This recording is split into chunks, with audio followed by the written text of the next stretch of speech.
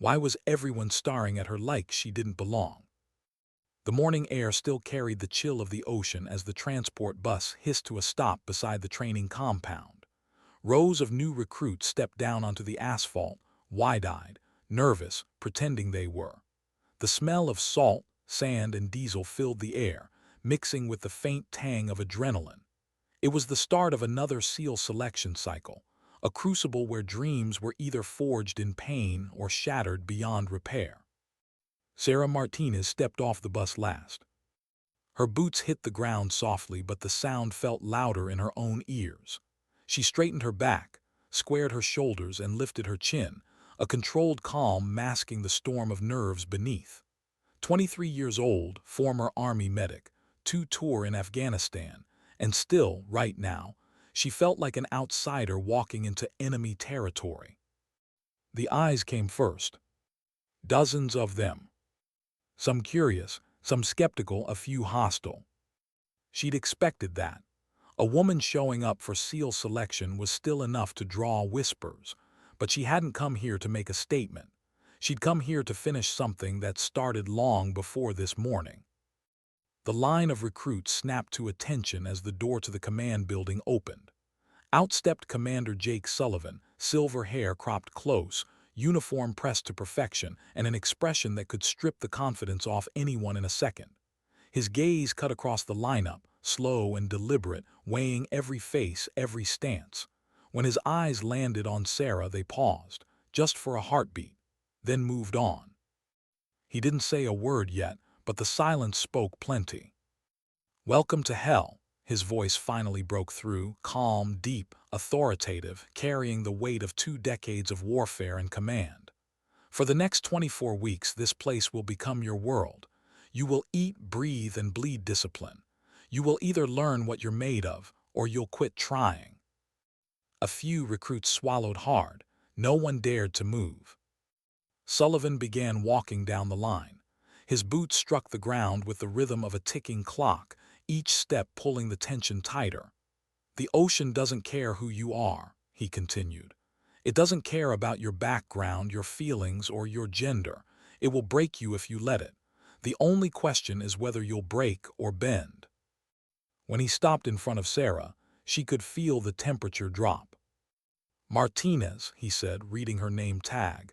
His tone gave away nothing. "Army medic, 2 tours in Afghanistan."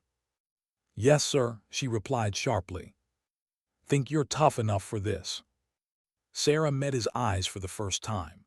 They were gray, cold, analytical, but with something behind them, something searching. She couldn't tell if he was testing her resolve or remembering something else entirely. "I'll give everything I have, sir." He nodded once, not approval, just acknowledgement, then he moved on. Her pulse didn't slow until he was 20 feet away.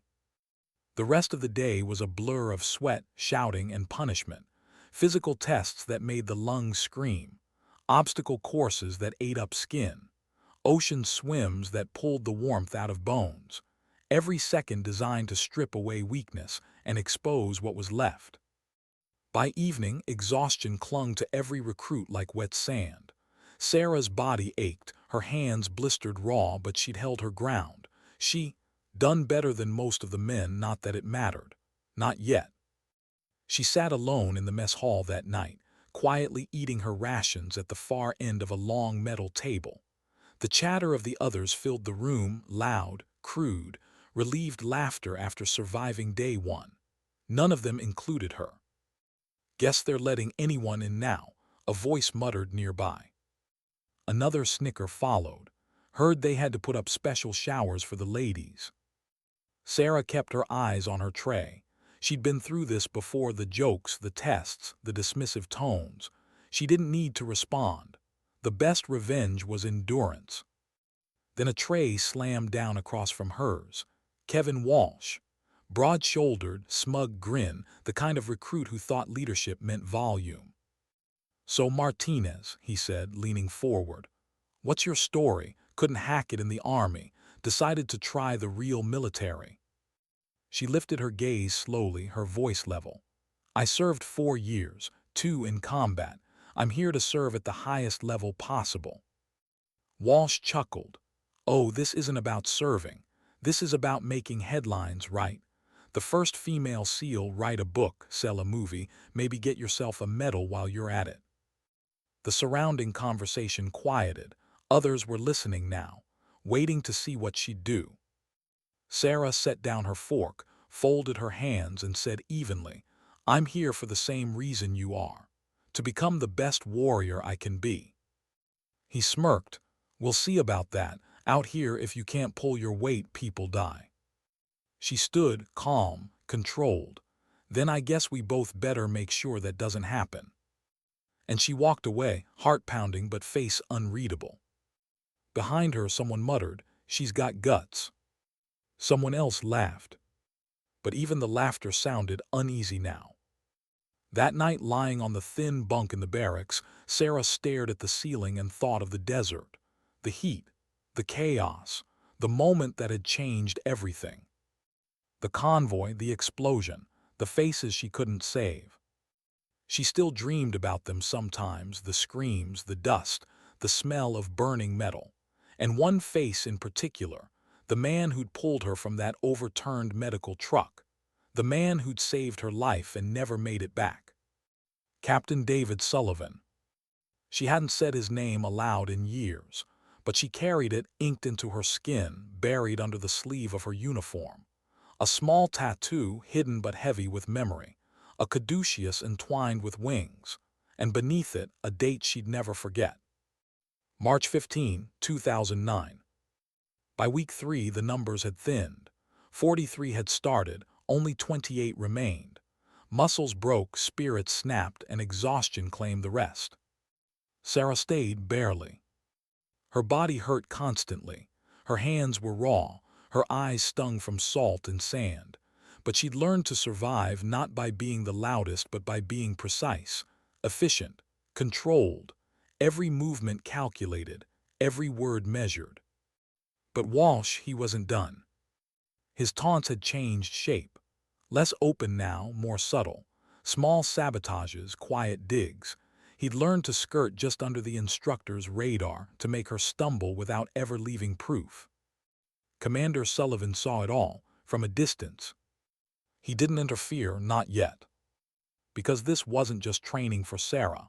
It was an experiment in resilience. And he wanted to see how far she'd bend before she broke. The day of the obstacle course, the sun was a white burn in a cloudless sky. The recruits lined up at the starting point, already dripping sweat. The course sprawled ahead like a nightmare, walls, ropes, trenches, and sand pits. Each section meant to crush the weak and expose the unready. When the whistle blew, chaos erupted.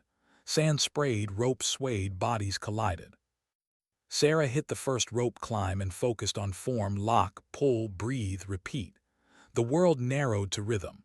Her muscles screamed, but she pushed through. She was faster than most, even Walsh, who grunted behind her. Hope you don't expect us to wait for you, he barked. Some of us actually want to pass. She ignored him, kept climbing. Then it happened, a sudden jerk below her. The rope shook violently, once, twice. Her grip slipped. She looked down just in time to see Walsh pretending to struggle, his hand jerking the same rope she was on. Too perfect to be an accident. She caught herself barely, scraping her arm along the coarse fiber. Pain flared bright, sharp. Blood soaked through her sleeve, but she didn't fall. She reached the top, breath ragged, vision tunneling, and pushed on. Instructor Petty Officer Martinez, no relation, waited at the platform, his expression unreadable. You're bleeding, recruit, he said flatly. Yes, Petty Officer, I can continue. He studied her, then gave a small nod, then move out. She did. By the time they reached the team exercise, a 4-person log carry, Sarah's arm throbbed. But pain wasn't an excuse here. It was background noise. Walsh positioned himself at the front of her group. Of course he did. The log weighed nearly 200 pounds. 4 people, 1 rhythm, 1 mistake away from injury. For the first 100 yards, they moved well. Then Walsh started talking. "Martinez is dragging," he called out. "Can't keep up." It wasn't true. Her form was textbook, but his voice was loud, performative, the kind meant to draw instructor eyes. She stayed silent, kept her pace, until he shifted his grip, deliberately making the log roll off balance. It slipped hard. Torres barely caught it before it crushed her foot. "Damn it, Martinez," Walsh shouted. "I told you couldn't handle it." That was it. Something in her snapped. 4 weeks of taunts, bruises, exhaustion, and restraint, all of it broke loose in one instant. "You did that on purpose," she said, stepping forward. Walsh's grin widened. "You accusing me of something, princess?" Before she could stop herself, her fist flew. The hit landed clean right across his jaw. He stumbled, dropped to the sand, blood in his mouth and shock in his eyes. The world froze. Instructors turned. Recruits went silent. The sound of waves filled the space between them. Sarah already knew she was finished. "Martinez, my office, now." Commander Sullivan's voice carried more authority than a shout ever could. She followed him, silent. Every step toward that office felt heavier than the last. The others stared as she passed, some sympathetic, most relieved it wasn't them. Inside, the room was sparse. Just a desk, a flag, framed photos of men in uniform, and a single chair. She stood at attention, her arms still bleeding, waiting for the words that would end her career. Sullivan closed the door and circled her once before stopping behind his desk. "Striking a fellow recruit," he said quietly. "Automatic dismissal, no exceptions, you know that." "Yes, sir." Her voice was steady, her throat was. He watched her for a long moment, then something softened. "Walsh has been a problem since day one. Borderline insubordinate, disruptive, lacking control." Sarah blinked. That wasn't what she expected. "In the old days," he continued, "someone like him would have been handled behind the barracks, but these aren't the old days." Silence, the kind that tests patience and reveals truth. Then Sullivan said, "However." Her breath caught.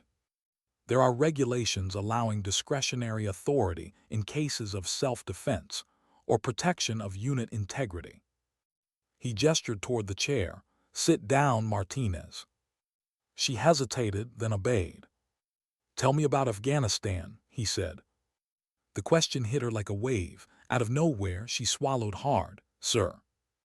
"Your file says 2 deployments. Tell me." And as she spoke about the dust, the wounded, the chaos, the day her convoy was hit, she didn't see the change in Sullivan's face. The way his hands gripped the desk tighter, the way color drained from his knuckles. Until he asked, almost in a whisper, "What was your team leader's name?" "Captain David Sullivan, sir." The room fell silent, completely. And for the first time since she'd met him, Commander Sullivan didn't look like a commander. He looked human. Haunted. And when he spoke again, his voice cracked, a sound she'd never forget. "Captain David Sullivan was my son." He didn't blink, didn't move. The words hung between them, like a detonation that hadn't yet gone off. "Captain David Sullivan was my son." Sarah's breath caught in her throat. For a heartbeat she thought she'd misheard him, but the look on his face, the sudden hollow behind his eyes, told her she hadn't. Her mind raced back to the burning convoy, the sound of screaming metal, the sand turned red. Captain David Sullivan dragging her from the wreckage, bleeding from his chest, refusing to stop. And now this man, the commander who had pushed her harder than anyone else, was his father. She opened her mouth, but no words came. The room had shrunk to the size of her guilt. "Sir, she began, but Sullivan raised a trembling hand. "Tell me," he said quietly, "tell me what happened that day." There was no order in his voice now, no rank, only a father asking for the truth he'd been denied. Sarah's gaze fell to the desk between them. The grain of the wood blurred as the memories rose. She tried to speak like a soldier, factual, detached, but the tremor in her voice betrayed her. It was Kandahar, March 15th. She swallowed hard. We were running a routine patrol, 3-vehicle convoy. His vehicle hit the first IED. It flipped, Her voice cracked, she steadied it. He was hurt badly, but he came back for me, sir. I was trapped in the medical truck. He pulled me out, got me to cover. Then he went back for the others. Sullivan's eyes glistened, the steel in them giving way to grief. Sarah forced herself to keep going. The second explosion happened while he was trying to reach Sergeant Morrison. He used his body to shield me from the blast. I tried to save him. I did everything I could. But the sentence dissolved into silence. Sullivan's jaw worked once, as though chewing back a scream. Then, in a voice roughened by something deeper than command, he asked, his last words. Sarah hesitated. She guarded them for years, carried them like a wound that never closed. Now, facing the man they were meant for, she finally released them. He said to tell his father that he was proud to serve, and that he hoped he'd made you proud too. The sound that escaped Sullivan's throat wasn't language. It was grief raw and unfiltered. He turned away, one hand gripping the back of his chair, shoulders shaking once before he mastered them again. For a long time neither spoke. Only the faint hum of the air conditioner filled the room, the indifferent sound of a world still turning. When he finally faced her again, his eyes were rimmed red but clear. "I never knew," he said. "The report listed a lone survivor, but they never said who. I assumed it was one of the men." Sarah nodded faintly. "I asked for anonymity, sir. I didn't want attention. I didn't want to be the survivor. I just wanted to keep serving." He studied her, the lines around his mouth deepening, not anger now, but recognition. "And the tattoo," he said slowly, "on your arm." She rolled up her torn sleeve. The caduceus entwined with wings glimmered under the fluorescent light, the date etched below. "It's for them," she said. "For your son, for all 4 who died that day. The wings are theirs, the staff, my promise to keep saving lives in their name." Sullivan looked at it as if it were something sacred. His hand twitched, almost reaching, then withdrew. When he finally spoke, his voice carried both command and confession. "Martinez, you're not being dismissed." Sarah blinked. "Sir." "Walsh is finished here. Conduct unbecoming. He's lucky I'm not pressing sabotage charges. As for you," he paused, searching for words that fit the weight of the moment, "you've already proven yourself in combat. You've shown what this program is supposed to find: courage under fire, integrity under pressure." She felt tears sting her eyes, but she held them back. "Sir, I don't want special treatment." "This isn't special treatment." His tone hardened again, though gentler than before. "It's justice. The harassment ends now." He circled to the front of the desk and stopped an arm's length away. "My son would be proud of you, and if you have half his heart, you'll make one hell of a SEAL." Her composure cracked just enough for a whisper. "Thank you, sir." "Get that arm looked at," he said, voice back to command. "Then report to training. You've got work to do." She rose, saluted sharply, turned toward the door. "Martinez," he called after her. She looked back. "My son was right to save you," he said quietly. "Don't let his sacrifice be in vain." She met his eyes. "I won't, sir." Outside, the corridor smelled faintly of oil and sea air. She leaned against the wall, letting the door close behind her. Her legs trembled, but not from exhaustion this time. From something deeper: relief, guilt, gratitude, and an ache she hadn't named before. For the first time in weeks, she allowed herself a single tear. Then she wiped it away and kept walking. Word spread faster than gunfire. By evening, everyone in the compound knew Walsh was gone, officially for conduct unbecoming. Unofficially, the rumor mill filled in the blanks. No one knew what had happened in Sullivan's office, but everyone saw the change in the air. The mocking laughter was gone. The long looks had shifted from contempt to curiosity. Sarah didn't feed the gossip. She trained harder, spoke little, and kept her focus locked on the next challenge. If anything, she pushed herself harder than before, as if every mile, every bruise, every breath might justify the life she'd been spared. That night Tor's, quiet, steady Tor's, slid his tray beside hers in the mess hall. "Mind if I sit?" he asked. "Go ahead." He forked a bite of cold beef and said under his breath, "Hell of a punch you threw. Walsh had it coming." Sarah gave a wry half-smile. "Almost cost me everything." "Word is you spent an hour with the commander. Nobody gets that unless they're being promoted or destroyed, since you're still here." She looked up. "He's fair, that's all." Tor studied her for a beat, then nodded. "Fair enough, just glad you're still in the fight." He meant it. That small gesture, someone choosing to sit beside her, not against her, meant more than she'd admit. Across the room, a few others glanced their way. Jenkins, the quiet kid from Montana, stood, hesitated, then approached. "Martinez," he said awkwardly, scratching the back of his neck. "I wanted to say I should have spoken up during the log carry. Walsh was out of line. I froze, that's on me." Sarah shook her head. "It's over." "No," Jenkins insisted. "If we're gonna make it through this, we've got to trust each other, all of us." It wasn't much, but it was the first sign of something changing. Respect earned the hard way. 2 nights later, an instructor found her in the barracks. "Martinez, Commander wants you, training room 3. Her stomach tightened. Another meeting. Training room 3 was smaller than the others, dimly lit, lined with maps and equipment. Commander Sullivan stood over a large nautical chart spread across the table. He didn't look up right away. "Sir," she said, "reporting as ordered." He gestured her closer. "Tomorrow begins the maritime phase. Open ocean swims, underwater navigation, combat diving. It's where we lose most candidates." She nodded. "Yes, sir." He pointed to several routes on the chart, his finger tracing the coastline. "Your swimming scores are middle of the pack. Not bad, not great. Out there, that won't be enough. The ocean doesn't forgive." "I understand." He looked up, eyes steady on hers.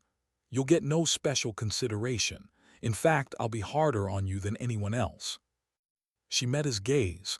"I wouldn't want it any other way." "Good," he said, "because tomorrow night you'll face the hardest test yet. Solo navigation. 2 miles out, 2 back at night." Sarah's stomach sank.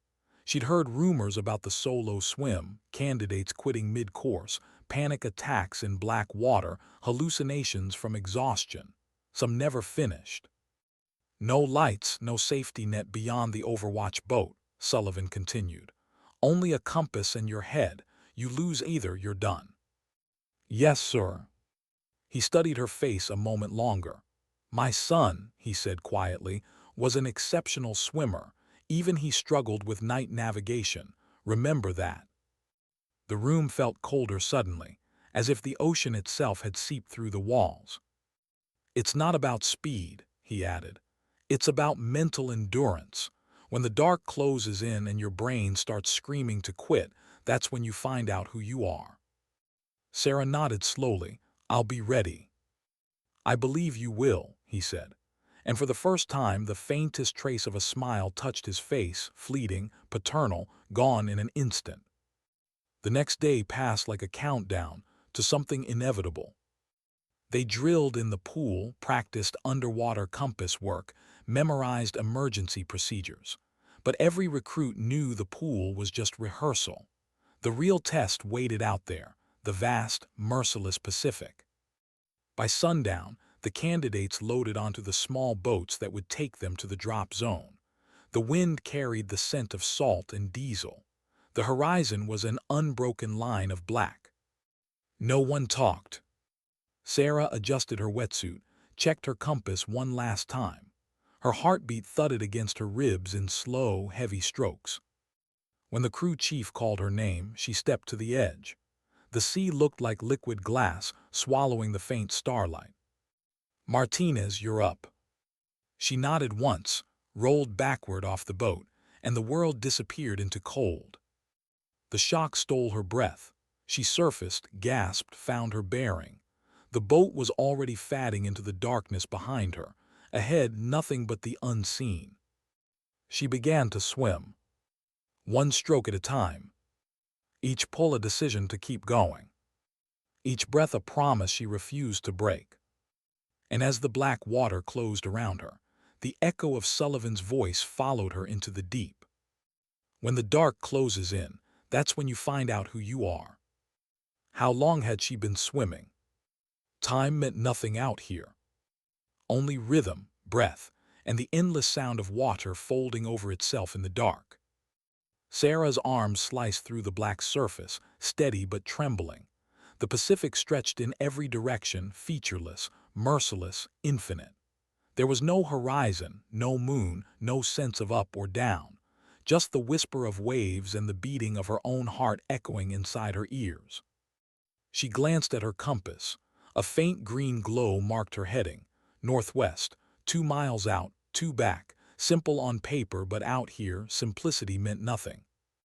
Every inch of the ocean wanted to unmake her. She adjusted her pace, breathing every third stroke, counting between heartbeats to calm the rising panic. The cold bit through the wetsuit like teeth. Her muscles ached from the resistance, from the weight of her own thoughts. Keep moving. Keep the bearing. Don't think. For the first half-mile, everything felt manageable, controlled. The training rhythm held. But the farther she swam, the smaller she became, swallowed by something vast and uncaring. The darkness wasn't just around her now, it was inside her. A whisper of memory surfaced, Sullivan's voice in that low, even tone. The ocean doesn't care who you are. He was right, it didn't. It wanted to erase her name, her struggle, her promise.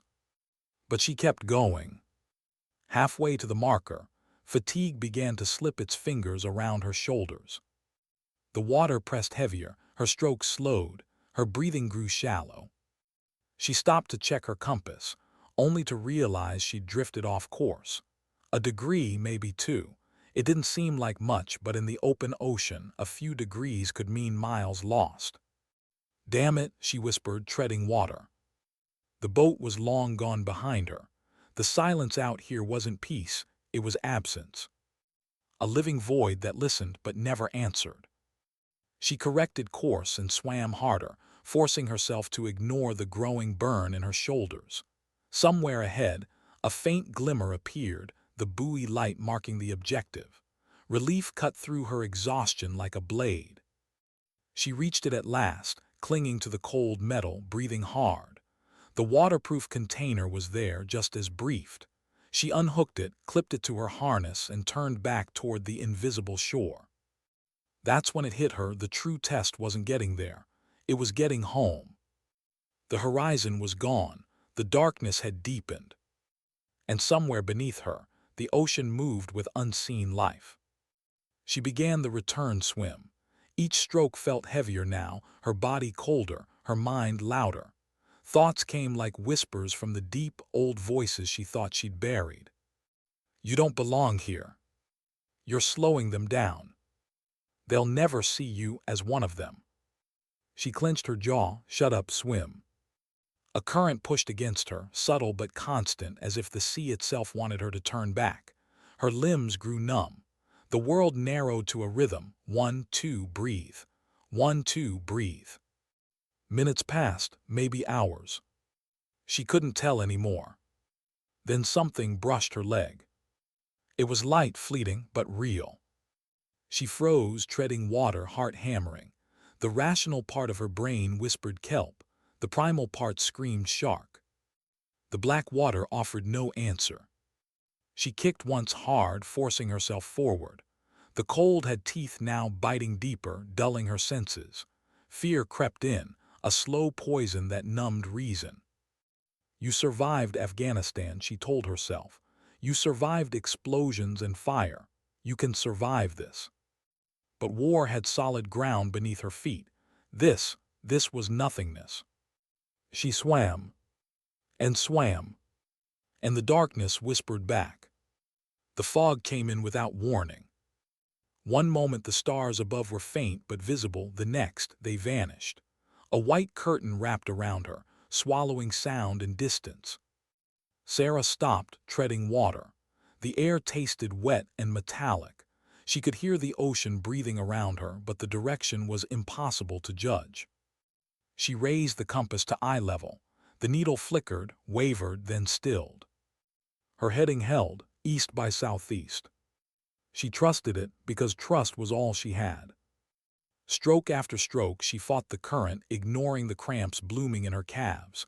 Her mind slipped between worlds, the present and the past, the training ground, the desert, the convoy. Captain Sullivan's face, blood on his uniform, his voice hoarse as he said the words that never left her. "Tell my father." A wave broke over her head, jerking her back into the now. She coughed, blinked salt from her eyes, and kept going. Time fractured. There was no progress, no distance, only motion. The fog pressed closer. The world shrank to the space between breaths. Somewhere behind her eyelids, fatigue began to whisper lies. "You're lost. You're swimming in circles.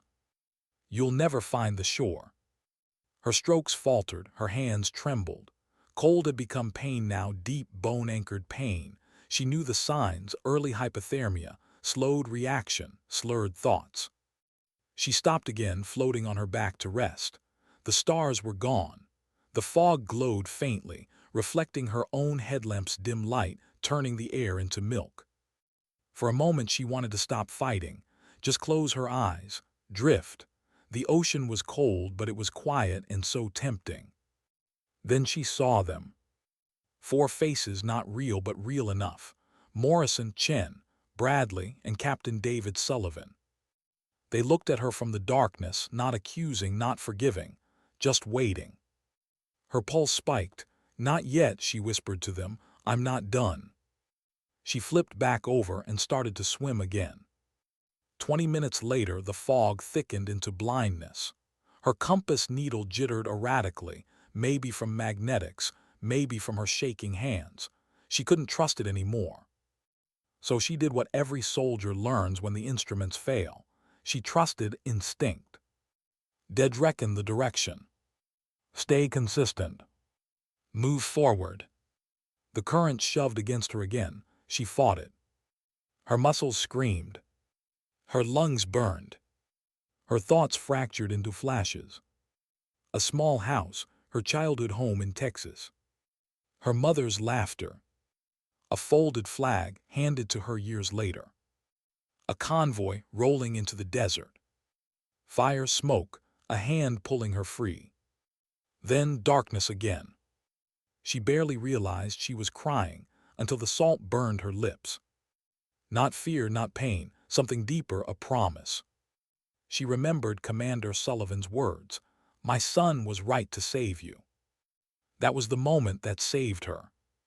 Not strength, not training, just that sentence. Because if someone had died for her to live, then living meant finishing. She kicked harder, forcing numb legs to move. She counted strokes in sets of 50. After each set, she whispered the names of the fallen. David, Chen, Morrison, Bradley. Each name became an oar against despair. Gradually, imperceptibly, things changed. The water felt different, less biting, more buoyant. The current eased. Somewhere in the distance, she thought she heard the low thunder of surf. At first, she didn't trust it. The ocean could play tricks. But then she saw it, faint, ghostly light seeping through the fog. Shore lights. A sob burst from her throat. Relief, exhaustion, gratitude, all tangled. Her strokes turned frantic, then steadied. She wasn't strong anymore, but she was relentless. The fog began to thin, revealing the outline of the pickup boat, a dark shape with dim red running lights. She aimed for it, every muscle trembling, every nerve screaming. Voices shouted, "Contact 5 o'clock, she's coming in." Hands reached down, grabbed her arms, and hauled her onto the deck. She collapsed, coughing, shivering uncontrollably, body convulsing with cold. Someone wrapped her in a thermal blanket. Steam rose off her wetsuit in the floodlights. Through blurred vision, she saw boots, then the familiar silhouette, Commander Sullivan kneeling beside her. Time, she gasped between shivers. 2 hours, 47 minutes, the crew chief said. Within parameters. Sullivan's voice cut through the noise, low, steady. Outstanding work, Martinez. You held your bearing through hell. She tried to smile, but her lips barely moved. Almost lost it out there, sir. Everyone does, he said. Then softer for her alone, your father would be proud. For a heartbeat, she thought she misheard. Then she saw the flicker of meaning behind his words. Your father would be proud. He wasn't just talking about her father. He was talking about his son, the man who had saved her. Something inside her broke, not from pain but from release. Tears mixed with seawater as she whispered, "Thank you, sir." He stood, motioning to the medics. "Get her warm, coffee, blankets, then let her rest." As they lifted her to a bench, she looked out over the water, the same water that had nearly taken her, now calm under the dawn. The fog drifted apart like smoke, and for the first time she saw the sun breaking through, pale and cold but real. The ocean had tested her, it had stripped her bare, and it had found something left, something unbreakable. Hours later, back on shore, she sat wrapped in a wool blanket outside the infirmary. The morning breeze carried the scent of coffee and salt. Her hands still trembled, but the tremors were lighter now, the kind that came after surviving something you weren't sure you would. The door opened behind her. Commander Sullivan stepped out, cup in hand, eyes as sharp as ever. "How's the temperature?" he asked. "Rising, sir," she said, managing a faint smile. "Good." He sipped his coffee, studying her quietly. Then, almost to himself, he said, "You know, every class there's one candidate who reminds me why this job matters." She turned to look at him. "Was your son one of them?" He nodded once. "He was, and now so are you." Sarah lowered her eyes, not sure how to respond. Compliments were rare in this place. Ones like that felt heavier than metals. Sullivan set his coffee down and looked out at the ocean. The sea breaks most people. That's its nature. But if you learn to move with it, not against it, it gives something back. Something most will never understand. "What's that, sir?" He smiled faintly. "Clarity." She followed his gaze. The waves glittered under the newborn light. Clarity, maybe that was the right word. Out there, she had learned something about fear, about endurance, about the thin line between survival and surrender. She had gone into that water a soldier chasing redemption. She came out a warrior who'd found it. That night, as she lay in her bunk, warmth finally seeping back into her bones, she traced the edge of the tattoo under her sleeve with her fingertips. March 15, 2009. She closed her eyes and whispered, "I made it back, Captain. You can rest now." Outside, the Pacific murmured softly, as if it heard her. And somewhere in that sound was the faint echo of a promise fulfilled. What changes after you almost die? Not the world, not the routine. Everything outside looks the same, but inside something shifts. The noise fades, the fear changes shape, and the small things matter again. When Sarah returned to training after her ocean ordeal, no one said a word about it. But everyone knew. The instructors didn't need to announce who had passed and who hadn't. The faces of the survivors said it all. Out of 20, only 14 had made it through the solo swim. Sarah was one of them. The others looked at her differently now, not with pity, not with suspicion, but with something closer to respect. The kind you couldn't ask for, only earn the hard way. Even the instructor's tone shifted, slightly softer, as if the ocean itself had vouched for her. Commander Sullivan's attitude, though, remained unchanged, at least in public. He was still hard, still demanding, still relentless. But sometimes, just sometimes, his eyes would linger when he passed her during drills. Not out of favoritism, but understanding. Two people bound by loss, discipline, and something unspoken. Week 15. The base buzzed with quiet exhaustion. The days started before dawn, runs in the cold surf, log carries until shoulders went numb, endless tactical drills that blurred together until time stopped meaning anything. Sarah kept pushing, not to prove herself anymore, but because she discovered something in that water, the part of her that didn't quit. At the end of one particularly brutal day, she found herself on the pull-up bar, body trembling, blisters reopened, lungs burning. Her last rep stalled halfway. Then a voice from behind, "Come on, Martinez, don't you dare stop now." Tours. She gritted her teeth, pulled herself up, and locked out the final rep. Dropping down, she managed a breathless grin. "You count those for me." "Damn right," he said. "Someone gotta keep you honest." He wasn't joking. Over the weeks, Tours had quietly become her anchor, a steady presence who respected her without trying to protect her. When others still hesitated to trust, he simply trained beside her like it was the most natural thing in the world. After lights out that night, as rain hammered the barracks roof, Sarah lay awake listening to the storm. The rhythm reminded her of the ocean, of the black water, the panic, and the peace that followed. She wondered if this was what survival did to people, made them grateful for noise, for the steady sound of rain and the breathing of others nearby, for proof that life still moved forward. The next morning during breakfast, Jenkins, the quiet recruit from Montana, approached her table. He'd been shy since the first week, always serious, always observing. He hesitated before speaking. "Martinez, about yesterday's land nav drill." She looked up expecting criticism. Instead, he said, "You were right. The ridge line wasn't east. My bearing was off. I appreciate you catching it." She smiled faintly. "We all get turned around sometimes." Jenkins nodded, lowering his voice. "I didn't before, not until this course, but I'm starting to realize this isn't about being perfect. It's about staying calm when you're wrong." Sarah nodded, "Exactly."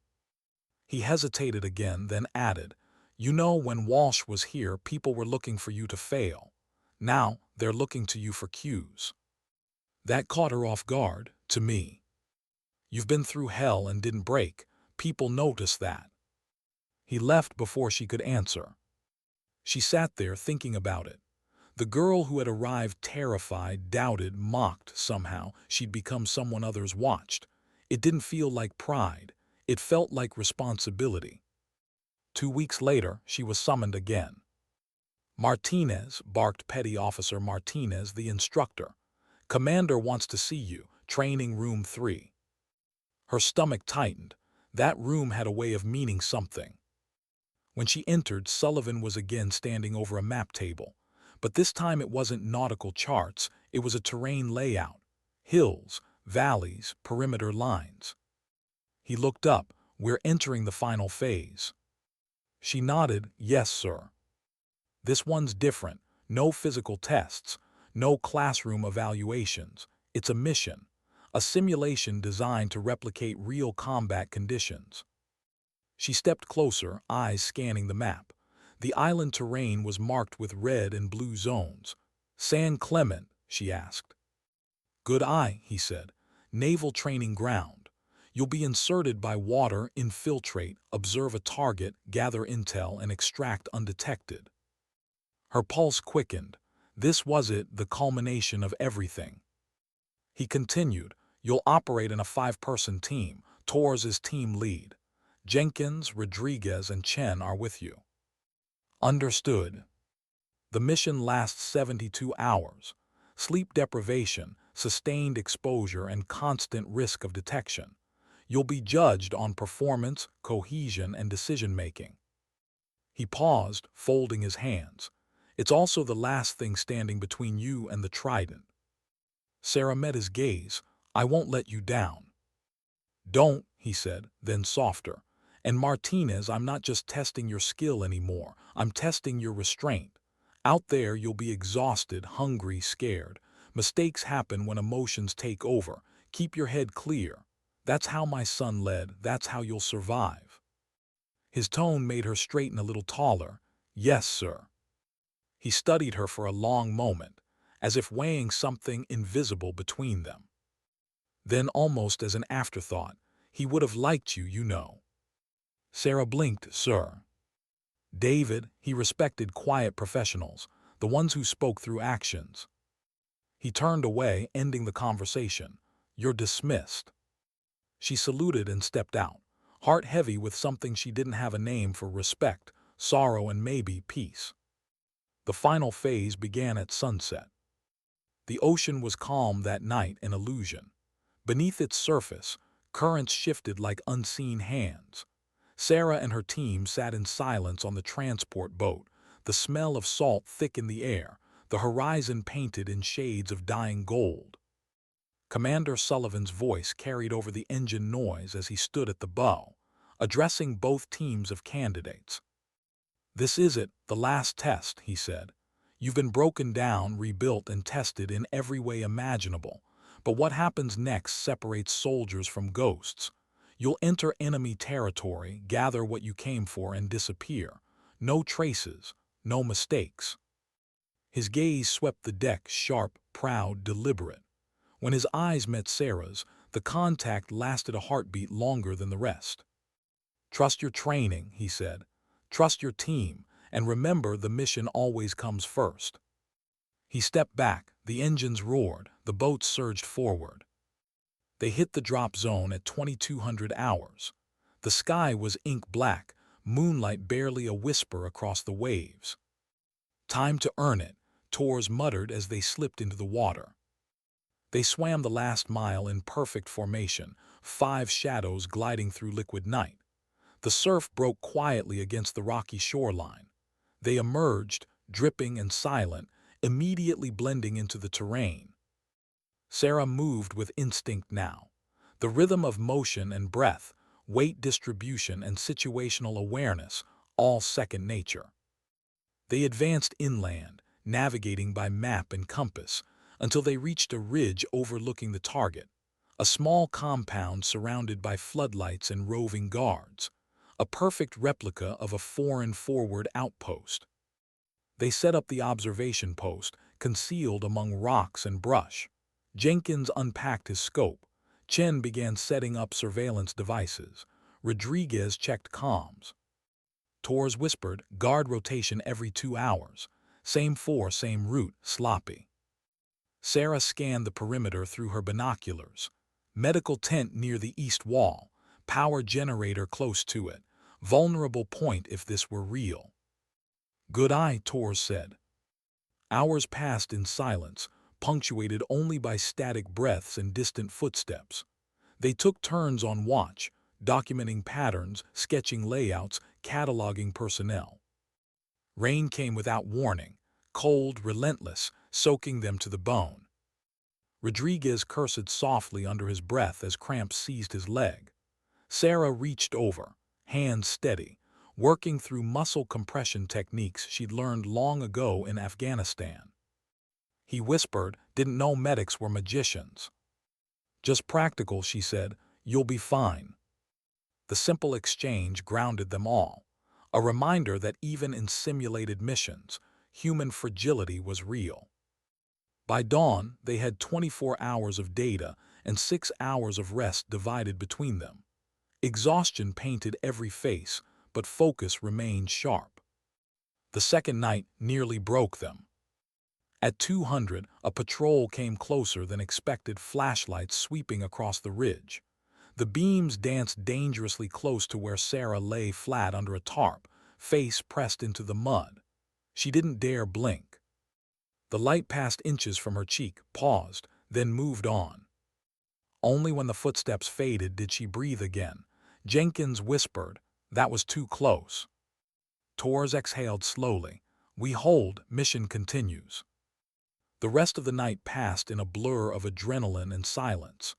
By morning, they had everything they needed: full visual documentation, guard patterns, personnel IDs, terrain sketches, and timestamps. Now came extraction, the hardest part of any operation. They dismantled the post carefully, leaving no trace. Every shell casing, every footprint brushed away. The return route took them through heavier patrol zones. Twice they froze as lights passed near. Once, a flare burst overhead, turning night into day. They flattened themselves against the ground, unmoving, until the flare died and darkness reclaimed them. By dawn, they reached the extraction point, an empty beach shrouded in fog. The faint hum of the pickup boat echoed through the mist. They waded into the surf, every muscle screaming but their spirits alive. Sarah was the last to climb aboard. The crew chief hauled her up, grinning. "Hell of a run, Martinez." She didn't answer, just looked back once at the fatting island. They'd done it, without error, without detection, without breaking. Back on base, Sullivan stood waiting on the dock. The rising sun turned the horizon blood orange. "Medical check, then debrief in 30 minutes, he ordered. "Move." His tone was clipped, but Sarah caught it, that flicker in his eyes again. Pride carefully hidden behind command. In the medical bay, as the corpsman cleaned a scrape on her shoulder, she caught her reflection in the mirror. The woman staring back wasn't the same one who'd stepped off the bus months ago. Her face was leaner, harder, her eyes calmer. She had become the kind of soldier she used to admire. And somewhere deep inside she felt it. This was no longer about proving anything to others. It was about honoring a promise, one carved into her skin and soul. When she walked into the debrief room half an hour later, Commander Sullivan was already there, reviewing reports. He didn't look up as she entered. "Sit," he said. She obeyed. "Your team performed exceptionally. Zero detection, complete intel capture, not a single procedural fault." He paused, closing the folder. "That's rare." "Thank you, sir." He studied her quietly, then said, "You've changed." Sarah hesitated. "In what way?" "The scared medic I met at the bus station would have looked at this course and seen obstacles. The woman sitting in front of me now sees opportunity." She didn't know what to say, so she said the only truth she knew. "Sir, I just stopped running from ghosts." His mouth twitched, almost a smile. "That's how warriors are made." He stood, offering his hand, a gesture she hadn't seen from him before. "Congratulations, Martinez. You've earned your place among them." As she shook his hand, she realized something. It wasn't just respect he was giving her. It was closure. For him, for his son, for both of them. Outside, the base loudspeaker announced the next phase. Graduation ceremony, 900 hours tomorrow. Tomorrow, she would find out if she'd earned the trident. But tonight, standing alone by the ocean that had nearly taken her life, Sarah Martinez finally allowed herself to believe. She'd become exactly who she was meant to be. She didn't sleep that night. Some things were too heavy for rest, too alive. The sound of waves rolling against the shore seeped through the barracks walls, a rhythm she had come to understand. Every crash felt like a heartbeat, steady and infinite. Every echo, a reminder of how far she'd come. Sarah sat at the edge of her bunk, boots unlaced, elbows on her knees. The rest of the recruits, her team, slept in fragments. Some snored softly, some twitched in restless dreams. But she just watched the faint light crawl across the floor, 1 inch at a time. Tomorrow, it wasn't just a ceremony. It was the end of something, and maybe the beginning of who she really was. She glanced at the small dog tag hanging from her wrist. It wasn't hers.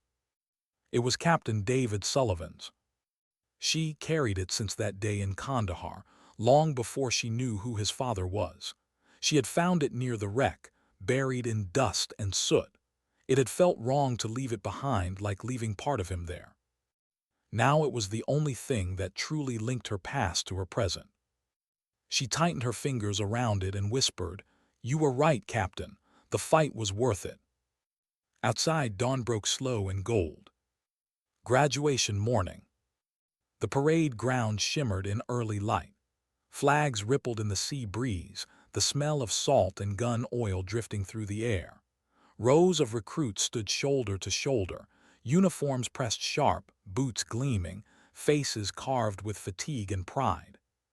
Family members filled the bleachers, their cheers muffled by the weight of what this moment meant. Each candidate had survived something no one else could understand, and today they would wear the emblem that symbolized it. Sarah stood in formation, third row, right flank. Her hands trembled slightly, though she kept her face still. From the corner of her eye, she could see Tors standing tall beside her, his jaw set, his eyes steady. He gave her a small nod, silent acknowledgement. They made it. Commander Sullivan stepped onto the podium. His uniform was crisp, his bearing unyielding, but there was something different in his face, a quiet gravity, like a man standing between pride and grief. When he spoke, the crowd stilled. Every generation produces those rare few who are willing to give more than they have, not for recognition, not for glory, but because they believe something is worth protecting. His voice carried easily, calm but full of weight. This program breaks you down until all that's left is truth, and from that truth, it rebuilds you into what you were meant to be. He paused, scanning the rows of faces, until his eyes found hers. For a fraction of a second, the world narrowed to just that look. He continued, "Each one of you standing here has earned the right to call yourself a part of something greater, a team that demands everything, and in return, gives nothing but purpose." The senior officer stepped forward with a small velvet case. One by one, Sullivan began the slow, deliberate ritual, pinning the trident onto each graduate's chest. A golden insignia shaped like wings, an anchor and trident, symbol of the elite, forged through pain. When he reached Sarah, time seemed to hold its breath. He stopped in front of her, eyes steady. The breeze caught the edge of his uniform, flaring it slightly like a flag. Neither spoke. He took the pin from the case. His hands didn't shake. He attached it to her uniform, the metal cold against her heart. Then, leaning closer, he said quietly, just for her, "You didn't just earn this, you redeemed it." Her throat tightened. "Sir." He met her eyes. "My son died trying to protect the kind of soldier you became. That makes every sacrifice worth something." For a moment her composure almost broke, but she held firm. She saluted. "Thank you, Commander." He returned the salute, slower, lower. "You made him proud." Then he moved on to the next recruit. Sarah stood there, the sunlight glinting off the gold emblem on her chest, her heart pounding in quiet disbelief. The cheers rose from the crowd, distant, echoing, but inside her, everything was silent. For the first time in years, the silence didn't hurt. After the ceremony, the bass hummed with celebration. Families embraced. Laughter spilled into the open air. Cameras flashed. Candidates clapped each other on the back, their exhaustion dissolving into relief. Sarah didn't join the crowd. She walked toward the far edge of the training field where the ocean stretched endlessly. The horizon shimmered blue and silver. The sound of the surf was steady, the same rhythm that had nearly killed her, the same one that had brought her back. She unclipped the dog tag from her wrist and held it against her palm. It was scratched and dull, but the engraving was still clear. Cap David J. Sullivan, USN. For a long time she just stared at it, thumb brushing the worn metal. A voice behind her broke the stillness. "He would have wanted you to keep that." She turned. Commander Sullivan stood a few paces away, his cap under his arm. His expression was unreadable, caught somewhere between command and fatherhood. Sarah hesitated. "I wasn't sure if it was right to hold on to it." "It is," he said simply. "That tag was always meant for someone who understood what it cost." They stood there for a moment, the wind tugging at their uniforms, neither speaking. Finally, he said quietly, "You know, when I first saw you at boot camp, I didn't see my son. I saw the reason he was gone." Sarah looked down. "I understand. But over time," he continued, "I realized something. He didn't die because of you. He died for you. for the idea that the people worth saving are the ones who'll carry it forward. He gestured toward her chest, the trident gleaming in the sunlight. Looks like he was right. Emotion swelled in her throat. I never knew how to thank you, sir, for giving me a chance. You didn't owe me thanks, he said. You owed yourself forgiveness. That's harder to earn. She nodded slowly. I think I'm starting to understand that. Sullivan studied her for a moment, then said, What will you do next? She smiled faintly. Serve wherever they need me. He nodded approvingly. Then do it with the same integrity you showed here. And remember, strength isn't the absence of fear. It's doing the job despite it. I'll remember that, she said softly.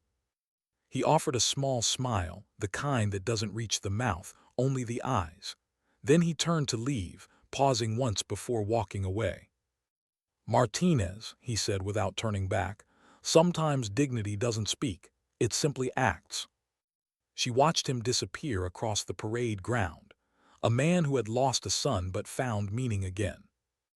And she, a woman who had lost herself and found purpose. That evening, when the base quieted, Sarah found herself at the shoreline again. The sun dipped low, casting long gold paths across the water. She took off her boots, let the tide wash over her feet, and breathed in the scent of salt and wind. The metal on her uniform caught the last of the light, golden against the fading sky. Her reflection rippled in the water, fractured by each small wave, but she didn't mind. It felt fitting. She wasn't who she used to be, and that was okay.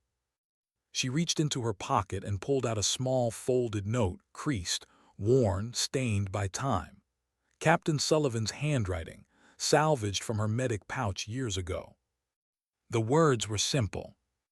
If I don't make it, tell him I wasn't afraid. Tell him I did what I had to do. She refolded the note carefully, slid it back into her pocket and whispered, He knows. The breeze shifted, cool and gentle. Somewhere far out, the horizon swallowed the last of the sun.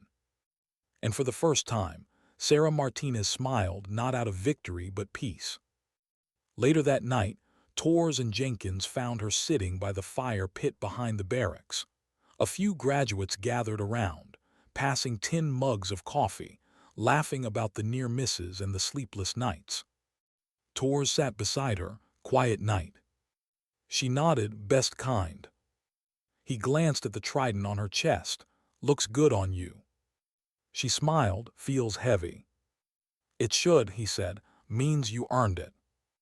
They sat in silence for a while, listening to the waves. Then Jenkins spoke softly, almost to himself.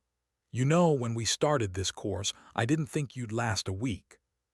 Sarah raised an eyebrow. Thanks for the vote of confidence. He chuckled. Guess I was wrong, glad I was. So am I, she said. It wasn't banter, it was truth wrapped in simplicity. The kind soldiers shared when words weren't enough. When the others drifted off to their bunks, Sarah stayed by the dying fire. The embers pulsed faintly like slow heartbeats. She thought about everything, the pain, the fear, the moments of near collapse. And then about the people, Torres, Jenkins, Sullivan, and the one whose name she'd carried through fire and water. She looked toward the stars, whispering quietly, Thank you, Captain, for seeing something in me when I couldn't. The wind shifted again, cool and tender as if answering her. Morning came quietly, painted in pale light and soft mist. The base was already stirring, new recruits arriving, old ones departing, the cycle beginning again. Sarah walked along the dock, boots thudding softly against the wood. The ocean stretched before her, calm, infinite, familiar. She had come here as a medic, trying to prove she was more than the girl who'd survived. She was leaving as something else entirely, not invincible, not perfect, but whole. As the first transport boat drifted toward the horizon, she reached into her pocket, pulled out Captain Sullivan's dog tag, kissed it once and whispered, Rest easy, sir. Mission complete. Then she tucked it close to her heart, turned away from the sea and walked toward whatever waited next, steady, strong, unspoken. The waves broke behind her, soft as memory. And her voice, calm, resolute, echoed through the wind like the story's final breath. Sometimes dignity doesn't speak. It simply acts. The ceremony was over. The applause faded. And reality, the kind that doesn't need witnesses, returned. Sarah Martinez had earned her trident, but the world outside the gates didn't care about medals. Out there, skill meant survival, and survival meant silence. Her first deployment came sooner than expected. 2 weeks after graduation, she received a sealed envelope marked confidential, immediate assignment. Inside was a single sheet with coordinates, a unit designation, and a familiar name typed neatly at the bottom. Commander Thomas J. Sullivan. Her pulse quickened. The man who'd trained her, who'd tested her spirit, was now commanding her first real operation. She stood in her quarters for a long moment, reading the paper over and over. No cheering crowd, no handshake, no warning, just orders. It felt right. The transport plane roared low over the dark desert. Inside, the air was cold and thick with anticipation. Sarah sat strapped beside Torres and Jenkins, their faces lit intermittently by the red cabin lights. Across from them, Commander Sullivan reviewed mission notes, calm as ever, pen scratching quietly against paper. No one spoke above a whisper. The hum of the engines filled the silence like static tension. The mission was simple on paper: reconnaissance and extraction near the Syrian border. A humanitarian convoy had gone dark 48 hours earlier. The last transmission mentioned possible militia contact. Intelligence was thin, too thin. Their orders were clear: find the convoy, retrieve survivors if possible, return undetected. But nothing about Sullivan's operations was ever truly simple. As the plane shuddered through turbulence, Sarah checked her rifle, her med kit, her compass, the same one that had guided her through the Black Pacific. She learned to trust it and herself. Across from her, Sullivan looked up, eyes meeting hers. "First real op," he said quietly. "You ready?" "Yes, sir." He nodded once. "Good, stay close to Torres. If it goes sideways, remember what we teach. Slow is smooth, smooth is fast." "Understood."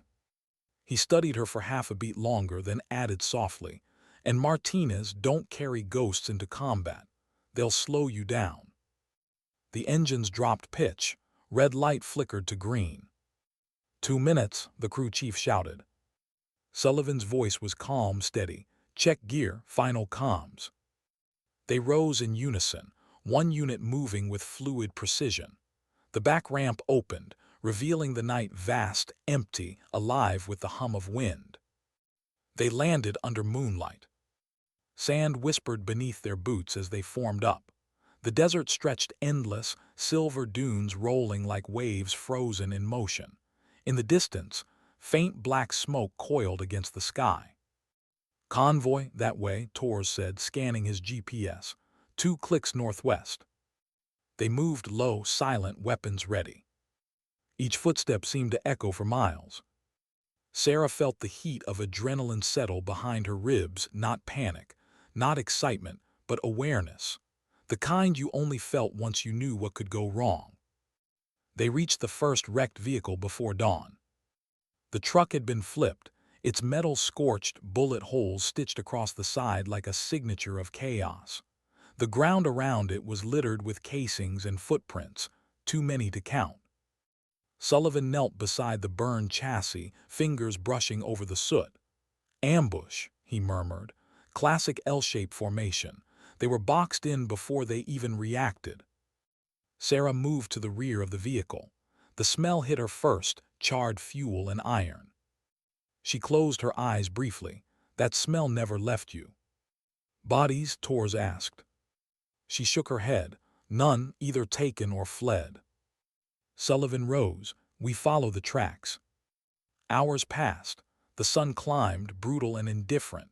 They moved through the dunes like ghosts, shadows against endless gold. Finally, they saw it, a cluster of old storage huts near a dried-out riverbed. The tire tracks led straight inside. Sullivan crouched behind a ridge, binoculars raised. Movement, 3 guards, light weapons, possible hostages inside. Torres signaled silently, formation spread. Sarah adjusted her rifle, heartbeat steady. They moved in at twilight, when light and dark mixed just enough to blur outlines. Every sound, the click of a safety, the scrape of sand, was amplified in her mind. 2 guards down, silenced. The third spotted movement, started to turn too late. Torres dropped him cleanly. They reached the hut entrance.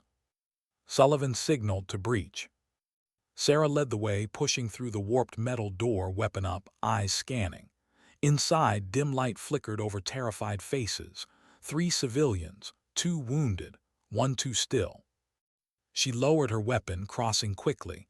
"We're here to help, don't move." A woman clutched her child tightly, eyes wide. "They'll come back." "Not tonight," Sarah said. She moved fast, checking vitals, applying tourniquets, whispering calm into chaos. The med training came back like muscle memory, like breathing. Behind her, Torres covered the doorway. Jenkins secured the perimeter.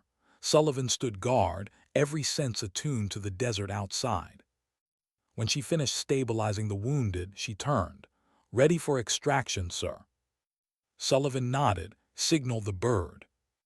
But before Torres could key the radio, the night exploded. Automatic fire shredded the silence. Bullets tore through the outer wall, sending wood splinters flying. One of the civilians screamed. Sarah dropped flat, shielding the child with her body. "Contact front," Torres shouted. "Suppressive fire, move left," Sullivan barked. Sarah crawled behind cover, adrenaline flooding her veins. The air stank of cordite and fear. Martinez spoke out. She pulled a canister, yanked the pin, and rolled it through the doorway. The desert vanished in a cloud of white. "Move, move, move." They burst from the hut, dragging the civilians with them. Sand erupted under gunfire. Sullivan led the way, precise, unflinching. Halfway to the ridge, a bullet grazed Sarah's shoulder. She stumbled, pain flaring, but she didn't stop. "Keep moving," Torres yelled. They reached the ridge, dove behind a dune. The helicopter lights appeared in the distance, salvation cutting through chaos. Sullivan keyed the radio. "Eagle 1, this is Valkyrie. We have hostiles, 3 evacuees. Request immediate pickup." "Copy, Valkyrie, 2 minutes out." The sound of rotors grew louder. Sarah pressed her hand against the wound, not deep, but burning. She looked at the civilians huddled beside her. The woman met her eyes and whispered, "Thank you." Sarah nodded, forcing a smile. "You're safe now." The chopper descended, sand whipping into blinding spirals. They loaded fast, wounded first, then the team. Sullivan was last aboard. "Go, go," he yelled, gripping the rail. The bird lifted, gunfire flashing below like fireflies in hell. As they climbed, Sarah looked down, the desert stretching endless beneath them. Smoke curled upward, fatting into nothing. Hours later, back at the forward operating base, silence settled like dust. The civilians were safe, the wound in her shoulder stitched and bandaged. The mission was technically a success. But Sarah couldn't shake the feeling. Something in her chest refused to rest. It wasn't fear, it wasn't relief, it was something heavier. Sullivan found her sitting alone on the edge of the helipad, staring into the desert night. "You did well," he said quietly. She didn't look at him. "Did we? We brought them home." She exhaled slowly, "And the ones who didn't make it." His silence said enough. After a while he sat beside her, elbows on his knees, eyes fixed on the horizon. "You'll learn this soon enough. No mission ever feels complete. You save who you can. You lose who you can't. What matters is that you tried." Sarah looked at him, voice low. "Does it ever stop feeling heavy?" "No," he said, "and you wouldn't want it to." They sat in silence, 2 soldiers carved from different wars, bound by the same ghosts. Sullivan broke it first. "You remind me of him sometimes." "Your son." He nodded slowly. Same look in the eyes, same stubbornness, same refusal to quit. He used to sit like that after missions too, quiet, as if trying to make sense of the noise. Sarah looked back toward the endless dunes. "Maybe we're all just trying to make sense of the noise." "Maybe," he said, "but some of us learn to listen through it." He stood brushing sand from his uniform. "Get some sleep, Martinez. You've earned it." "Sir," she said, "do you ever think about what he'd say if he could see all this?" Sullivan paused, the question hanging between them like smoke. Then he said softly, "He'd say you did exactly what he hoped someone would. You carried the torch." He walked away before she could answer.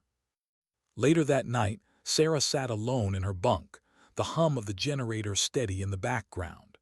She unwrapped her shoulder, cleaned the wound carefully, and traced her fingers over the tattoo on her arm, the wings and staff, the date below. March 15. The day David Sullivan gave his life for hers. She whispered into the quiet, "I hope you're proud of him, sir. He raised a hell of a commander." The wind outside rustled the tent flap, carrying the sound of distant laughter, the kind soldiers make when they've survived something that could have gone the other way. It wasn't joy, it was gratitude disguised as humor. Sarah leaned back, eyes closing. Tomorrow would bring another briefing, another mission, another chance to test the limits of what she was made of.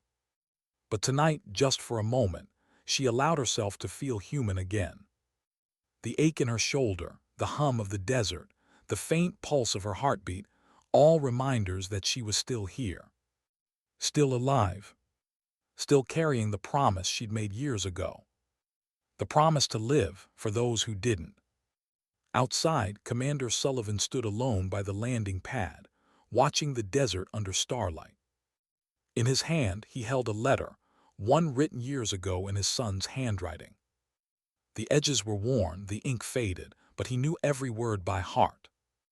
"If I don't make it back, tell whoever replaces me this. The job isn't about killing. It's about protecting the people who still believe there's something worth saving." Sullivan looked toward Sarah's tent. The faint glow of light still shone through the fabric. He folded the letter carefully and whispered, "You found her, David, the one worth saving." The wind carried his words away, scattering them across the desert. And somewhere in that endless quiet, he almost imagined a voice, warm, young, familiar, answering back. "Yeah, Dad, she made it." The desert never really slept. It only pretended to. Long after midnight, Sarah lay awake in the dim glow of the tent lamp, listening to the wind slip through canvas seams. The mission was over, but her heartbeat hadn't learned that yet. Every rustle outside still sounded like gunfire that wasn't there. She rubbed her bandaged shoulder, feeling the dull ache pulse beneath the skin. The corpsman had told her it would heal fine. He hadn't said anything about the weight behind it. Outside, generators hummed and boots crunched on gravel. The world kept moving, indifferent, efficient, as if nothing extraordinary had happened. Maybe that was the truth of it. In war, survival wasn't extraordinary. It was expected. She exhaled and whispered to the darkness, "Still here." The words weren't for anyone else. Just proof to herself that she existed. 3 days later, new orders came. The team was redeploying east, near a border village caught between two factions. The intel was murky: humanitarian corridor, possible insurgent presence, civilians trapped in crossfire. The kind of gray zone operation that didn't make headlines but decided lives.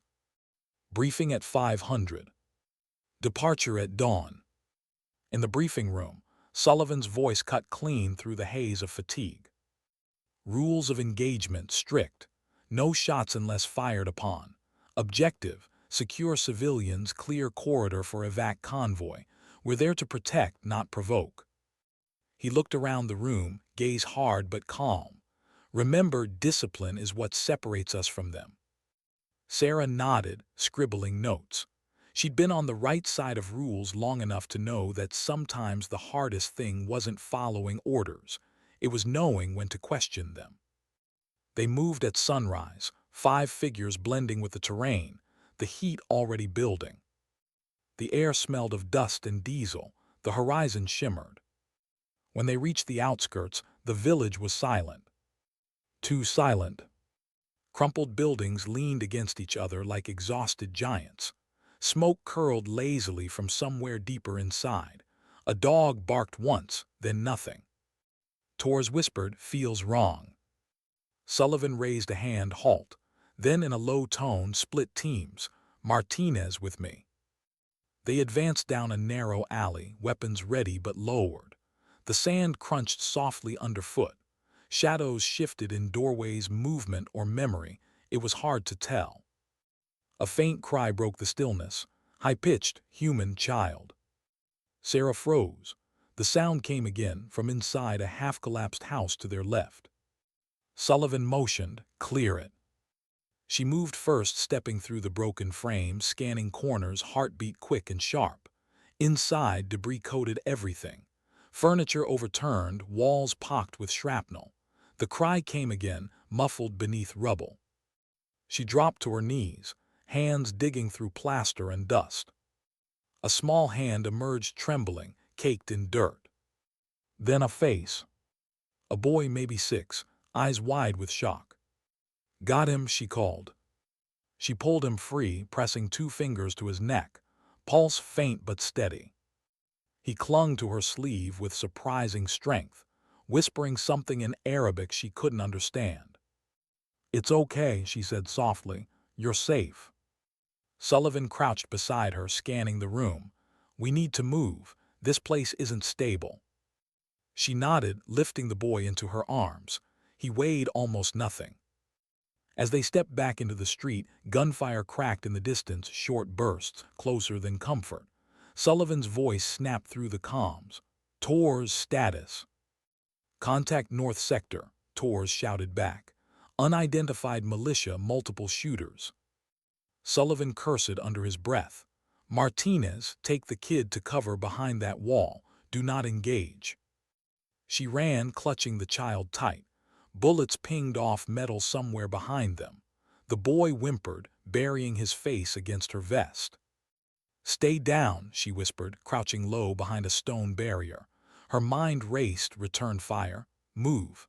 The urge to fight tangled with the order to hold. Then she heard Sullivan again. "Team 2 suppress north. Civilians in play." The firefight grew louder. Dust filled the air, turning sunlight into fog.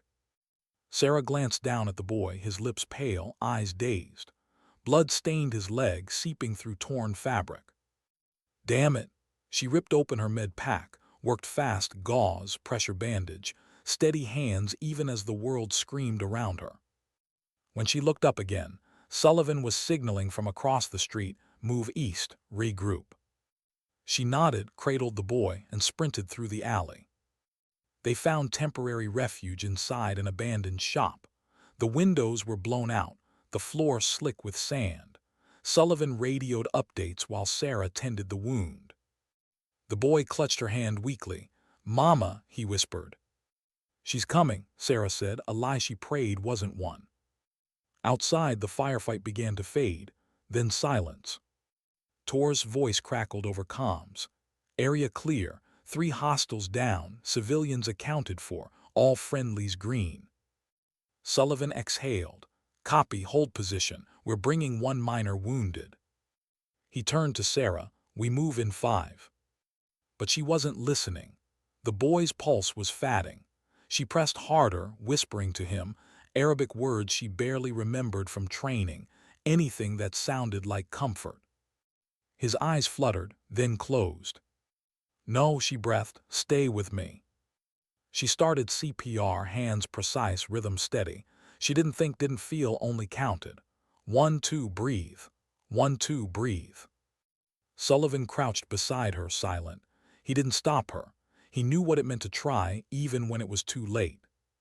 After minutes that felt like years, she stopped. Her hands trembled. The boy lay still. Dust settled on his lashes. She bowed her head. He was just a kid. Sullivan placed a hand on her shoulder. You did everything you could. Not enough, she whispered. He looked at the small body, then at her. In this line of work, it never is. They wrapped him gently in a field blanket before moving out. Back at the convoy site, medics loaded the surviving civilians. The sun was beginning to fall, gold bleeding into red. Sarah stood a few meters away, helmet under her arm, staring at nothing. The world around her buzzed, radio chatter, engines starting, orders shouted, but it all felt muted, distant. Sullivan approached quietly. You disobeyed an order. She looked up, startled. Sir, I told you not to engage. You left cover to pull that kid. Her mouth opened, then closed. Yes, sir. He waited, letting the silence stretch. You risked yourself, your team, for one unknown civilian. I couldn't just stand there, she said. He would have died buried alive. Sullivan's jaw tightened. And you could have joined him. She met his gaze. Maybe, but I didn't. He studied her for a long moment. The reprimand was there, duty demanded it, but so was something else. Understanding, recognition. Finally he said, compassion is not weakness, but out here it can get you killed. Learn the line before it learns you. Yes, sir. He nodded once. Debrief at 1900. He turned to leave, then paused. For what it's worth, I would have done the same. That night during debrief, the room was quiet. Maps spread across the table, the soft tick of the wall clock marking seconds between reports. Torres spoke first. Engagement minimal, 3 hostiles neutralized, civilians extracted successfully. Sullivan nodded. Good work, lessons. Rodriguez said, intel gaps nearly cost us. Need satellite confirm before next drop. Agreed, Sullivan said. Martinez. She hesitated. Sometimes the mission isn't just the mission. Sullivan tilted his head. Explain. She chose her words carefully. We're trained to save who we can, but sometimes we're just trying to keep our humanity intact. The room went still. No one laughed, no one disagreed. Sullivan said quietly, that's the hardest skill of all, to fight without losing what makes you worth fighting for. He dismissed them with a nod. Get some rest. Tomorrow we move again. Outside, the night was cooler. Stars burned sharp above the dunes. Sarah walked alone to the edge of camp, where the sand met shadow.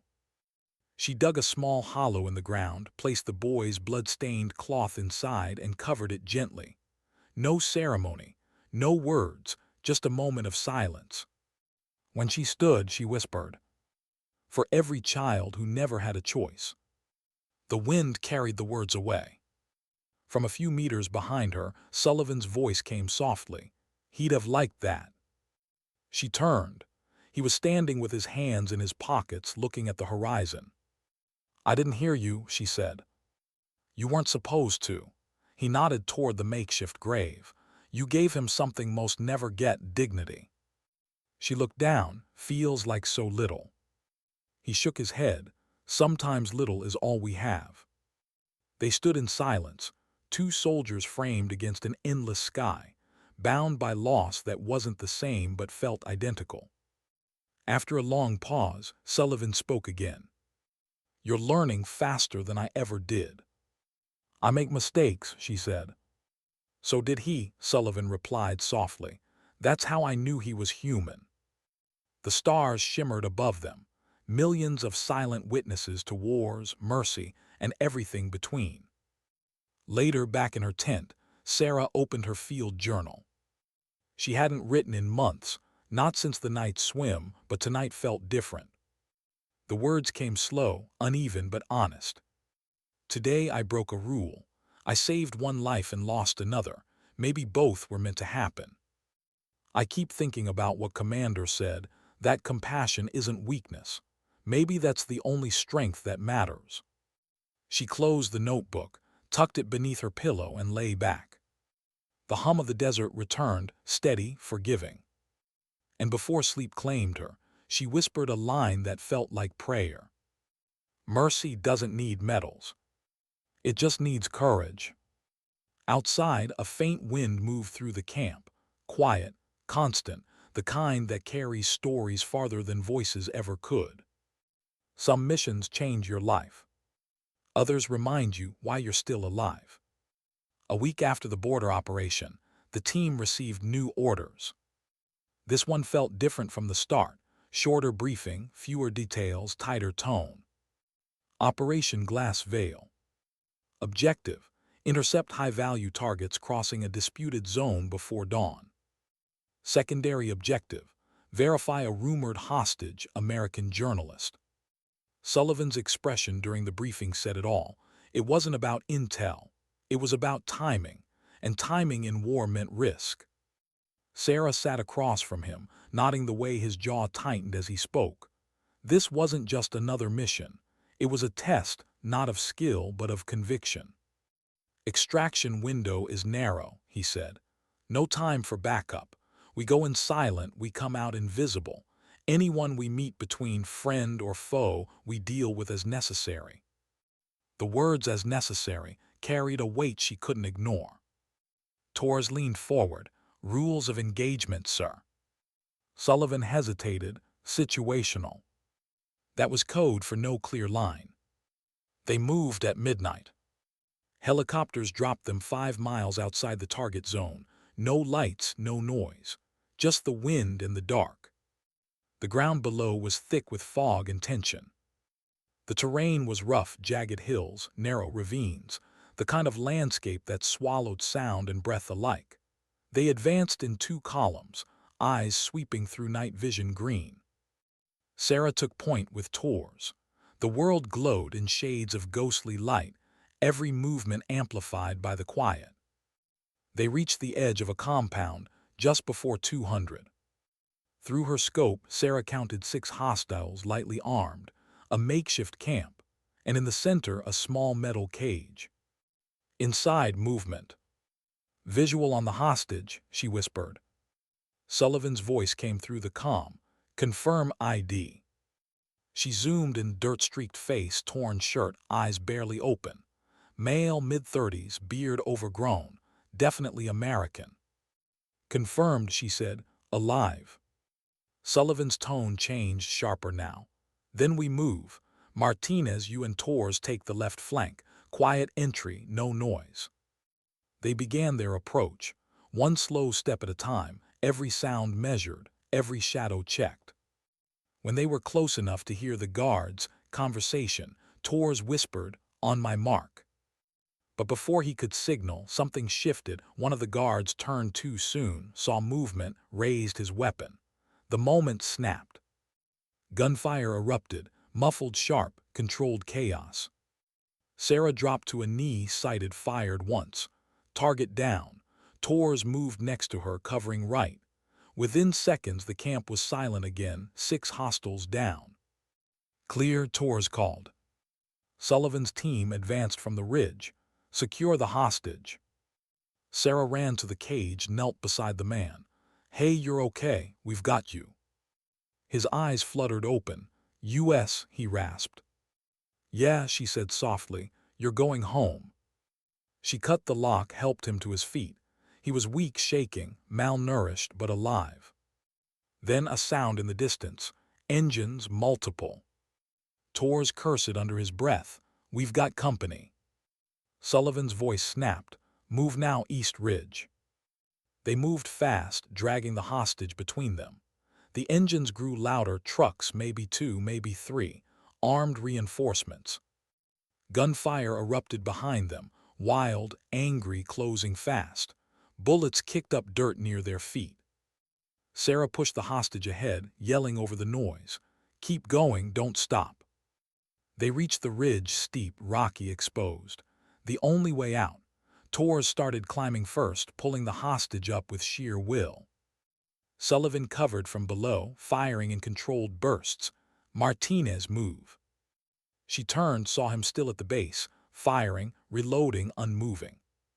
Sir, go. Not yet. More gunfire rained down. The The situation was collapsing. She dropped beside him, firing alongside. "Go," he barked again. "That's an order." She shook her head. "Not leaving you." Their eyes met, the same stare they'd shared months ago in his office, when truths were first spoken.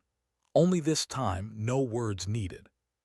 He nodded once, just enough for her to understand. "Get them out."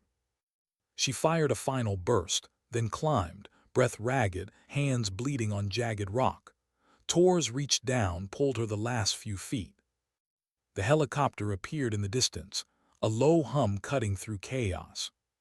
Salvation and dread.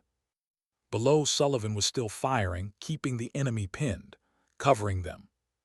"Sir," Sarah shouted through comms, "we're clear, go." Static then. "Negative, someone. Got to keep the exit open." Her heart dropped. "Commander." His tone softened, even through the static. "You already carried one Sullivan home. Don't make it two." The words hit harder than the gunfire. She watched as he reloaded one last time, turned toward the oncoming trucks, and disappeared behind dust and light. Tors grabbed her arm. "We have to move." "No," she tried to pull away, but he tightened his grip. "Martinez, if we stay, we lose everyone." The sound of chopper blades thundered above. She looked one last time toward the smoke below, toward the man who had taught her everything about strength, restraint, and grace. Then she turned, dragging herself onto the bird. The doors slammed shut, the helicopter lifted. Through the open ramp, she saw the ridge vanish beneath waves of flame. The desert swallowed everything. Hours later, they landed at a forward base. The rescued journalist was rushed to medical. The others sat in silence. The adrenaline gone, only weight remained. Sarah's uniform was streaked with dirt, blood, and dust. Her hands wouldn't stop trembling. She looked down, Sullivan's empty seat across from her. His helmet lay where he'd left it. Tors finally said, barely above a whisper, he knew. Sarah didn't answer. Her voice was somewhere between her lungs and her heart. "He stayed because that's what he did," Tors said quietly. "Protected everyone else first." She nodded, staring at the helmet. "He always did." The hum of the helicopter still echoed in her ears, long after it stopped. 3 days later, they recovered his body. A small recon unit found him near the ridge, his weapon empty, spent shells around him like a halo. He'd held the line long enough for the others to escape. No one said heroic. He would have hated the word.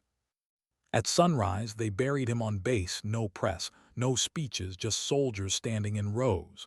The flag folded crisp, the air heavy with silence. Sarah stood in front, eyes dry, heart breaking quietly. When they called for the salute, her hand rose steady, strong, final. Afterward, Tors approached her, voice low. "He left this for you." He handed her a folded letter, the paper yellowed, edges soft. Her hands shook as she opened it. "Martinez, if you're reading this, it means the job caught up to me. Don't waste your time feeling sorry. The world needs people who can act without asking permission from fear. You were one of them the moment you stopped running from who you were. You carry his courage now. Mine too, maybe that's enough. Keep the promise. And when people ask who you learned it from, just say, someone who finally understood what his son died for." Sullivan. She pressed the paper against her chest. No tears came, just breath, deep, steady, human. Weeks passed. The mission file was sealed, medals awarded quietly. Official reports used words like bravery and selfless service. None of them fit. War doesn't end with paperwork. It lingers in sound, in smell, in the way silence feels different after loss. Sarah stayed at the base longer than planned, helped train recruits, shared none of her story. But those who watched her noticed it, the calm, the precision, the way she carried herself. One evening, a new recruit, barely 20, approached her during a field exercise. "Ma'am," he said nervously, "the commander, the one before, was he really as tough as they say?" She looked toward the horizon, where the sun dipped into the sea. "Tougher," she said, "but fair." The recruit nodded. "And you, how'd you make it through his course?" Sarah smiled faintly, by remembering what mattered more than fear. He didn't ask what that was. Somehow he already knew. That night she walked to the edge of the cliff above the ocean, the same sea that had once tried to break her. The wind whipped her hair across her face. The waves below murmured like old ghosts. She took a small object from her pocket, a dog tag. 2 names now etched side by side. David J. Sullivan. Thomas J. Sullivan. She held it for a long moment, then threw it into the wind. The metal caught the fading light, spinning before vanishing into the waves. For a second she thought she heard something, 2 voices, one young, one older, carried in the wind. Maybe memory, maybe peace. She turned and walked away from the edge. Months later, her transfer orders came. Naval Special Warfare Unit, Pacific Command. Leadership training, instructor role. It wasn't a promotion.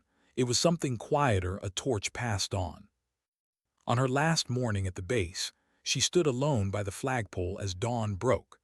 The sun climbed slow, gold spilling over the compound, touching the training fields where it had all begun. She closed her eyes and let the warmth settle across her face. No crowds. No applause. Just the sound of the flag snapping in the wind. And the voice that would stay with her forever, Sullivan's, echoing somewhere between memory and air. Sometimes dignity doesn't speak, it simply acts.